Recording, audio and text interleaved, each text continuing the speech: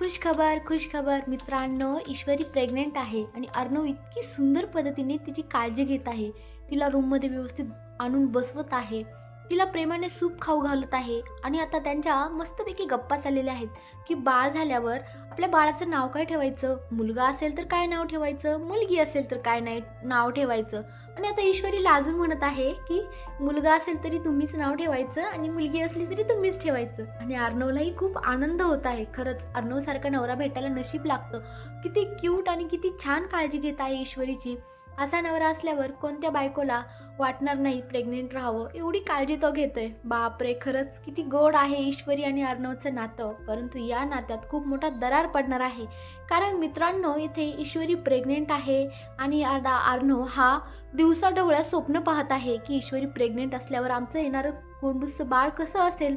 बापरे, अर्णव म्हणजे बापरे, खरंच खरंच असंच असेल का?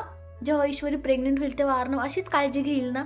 पण खरंच अर्णव हा स्वप्नात आहे, परंतु त्यांचं स्वप्न नक्कीच एक दिवस खरं होईल आणि हा दिवस नक्कीच लवकर येईल. त्यामुळे तुम्हाला काय वाटतं कमेंटमध्ये नक्की सांगा. धन्यवाद.